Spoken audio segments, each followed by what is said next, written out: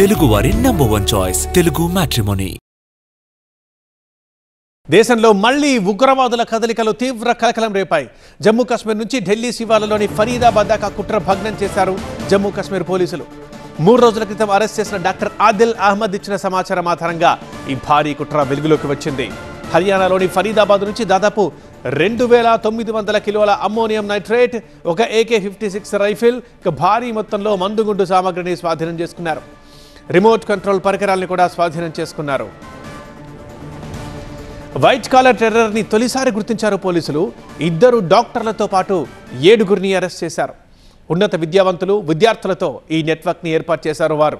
November 8న శ్రీనగర్ పోలీసులు government medical college అనంతనాగ్లో సీనియర్ రెసిడెంట్ డాక్టర్గా పనిచేసిన డాక్టర్ ఆదిల్ అహ్మద్ లాకర్ నుండి AK-47 రైఫిల్ని స్వాధీనం చేసుకున్నారు.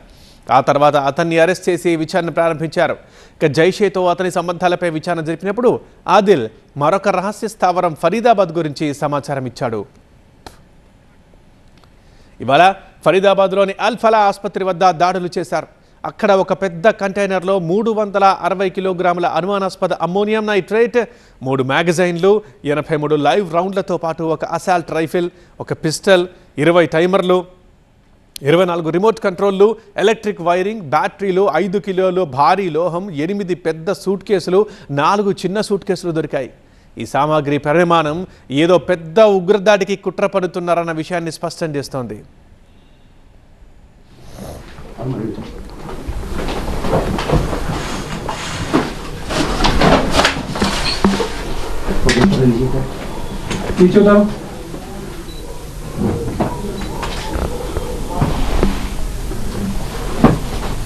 पीछे वाला पूरा खींच इसको पूरा. ఆదిల్ అహ్మద్తో పాటు ఆ ఆసుపత్రిలో పనిచేస్తున్న మరో డాక్టర్ పుల్వామా జిల్లాకు చెందిన ముజమిల్ షకీల్ కూడా ఈ కేసుతో సంబంధం ఉందని అరెస్ట్ చేశారు. షకీల్ ఫరీదాబాద్లో రసాయనాల్ని, ఆయుధాల్ని నిల్వ చేయడానికి సాయం చేసినట్లుగా పోలీసులు అనుమానిస్తున్నారు. అయితే ఇది జమ్మూ కాశ్మీర్, హర్యానా పోలీసుల సంయుక్త ఆపరేషన్ తర్వాత బయటపడ్డ విషయం. ఈ దర్యాప్తు వివరాలు వైద్యుల నెట్వర్క్పై మరింత అనుమానాలు పెంచుతున్నాయి. డాక్టర్ ఆదిల్ అహ్మద్ ఆయుధాలు, పేలుడు పదార్థాల నిల్వ, రవాణాలో కీలక పాత్ర పోషించినట్లు తెలుస్తోంది. అనంతనాగ్లో ముజమిల్ షకీల్ సన్నిహితుల ఇళ్లపై కూడా పోలీసులు దాడులు చేశారు.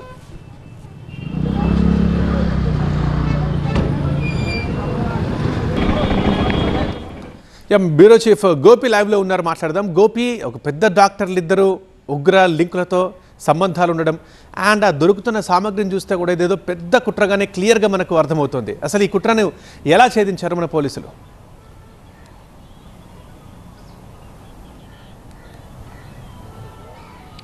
దేశంలో భారీ ఉగ్రకుట్రను జమ్మూ కాశ్మీర్ పోలీసులు భగ్నం చేశారు. ఉగ్రవాద నిరోధక చర్యల్లో ఒక భారీ విజయంగా మనం చెప్పాల్సి ఉంటుంది.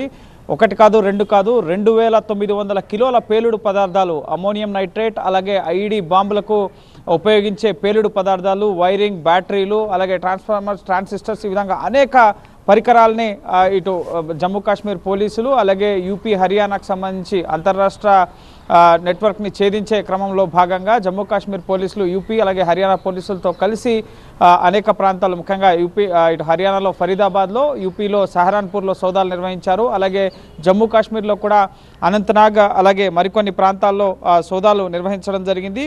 శ్రీనగర్ అలాగే గండర్బాల్ అలాగే షోపియాన్ ప్రాంతాల్లో సోదాలు నిర్వహించారు. ఇప్పటివరకు ఈ కేసులో 7గురు అరెస్ట్ అయ్యారు. అయితే వీరంతా కూడా వైట్ కాలర్ వాళ్ళు. ముఖ్యంగా ఇప్పటివరకు టెర్రరిస్టులు అంటే అడవుల్లో ఉండేవాళ్ళు, అలాగే వాళ్ళని ఆత్మాహుతి దాడులకు పాల్పడుతూ ఇటు ఆర్మీ వస్త్రాల ముసుగులో ఇటు ఉగ్రదాడులకు పాల్పడే వారిని మనం చూసాం. కానీ వీళ్ళలో కొందరు డాక్టర్స్, కెమికల్ ఇంజనీర్లు, వైద్య విద్యను అభ్యసించిన వారు ఉండడం ఇప్పుడు ప్రతి ఒక్కరిని కూడా ఆశ్చర్యానికి గురి చేస్తోంది. ఎందుకంటే వారి నివాసాల్లోనే చైనీస్ రైఫిళ్ళు, AK-47 గన్స్, వాటికి సంబంధించిన మందుగుండు సామాగ్రిని ఇప్పుడు పోలీసులు సీజ్ చేస్తున్న పరిస్థితి.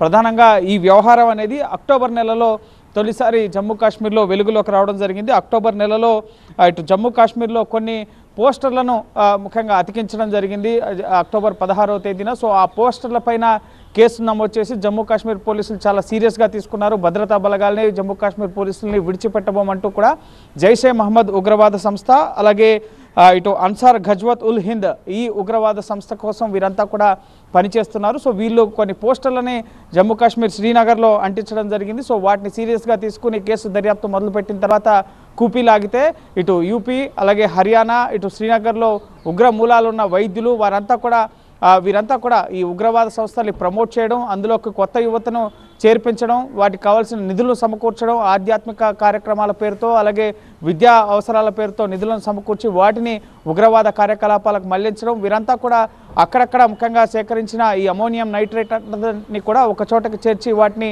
బాంబులుగా సమకూర్చడం, బాంబులుగా తయారు చేయడం, ఇటువంటి వాటి ద్వారా దేశంలో భారీ ఉగ్రకుట్రకు ప్లాన్ చేస్తున్నట్లుగా జమ్మూ కాశ్మీర్ పోలీసులు గుర్తించడం జరిగింది. అందులో భాగంగానే 7గురిని ఇప్పటి వరకు అరెస్ట్ చేశారు. వైట్ కాలర్ ముసుగులో కూడా ఉగ్రవాదులు ఉన్నారు అన్నది ఇప్పుడు సమాజం దృష్టికి జమ్మూ కాశ్మీర్ పోలీసులు తీసుకురావడం జరిగింది. సో ఈ కేసులో ఇంకా వీరికి ఆర్థిక సహకారం ఎవరెవరు చేస్తున్నారో ఆర్థికపరమైన అంశాలకు సంబంధించిన దర్యాప్తు కొనసాగుతోంది. అలాగే ఈ నెట్వర్క్ని ఛేదించే క్రమంలో భాగంగా ఇప్పటి వరకు 2900 కిలోల పేలుడు పదార్థాలు అలాగే భారీ ఆయుధాలను స్వాధీనం చేసుకున్నారు. సో ఇంకా ఇన్వెస్టిగేషన్ కొనసాగుతోంది. ఇంకెక్కడెక్కడ కేవలం ఉత్తరాది రాష్ట్రాలకే పరిమితమయ్యారా, సో ఈ నెట్వర్క్ ఇంకా దక్షిణాది రాష్ట్రాలకి దేశవ్యాప్తంగా విస్తరించున్నారా అన్న కోణంలో కూడా ప్రస్తుతం దర్యాప్తు కొనసాగుతోంది. రైట్ గోపి. తెలుగు వారి నంబర్ 1 చాయిస్ తెలుగు మ్యాట్రిమోనీ.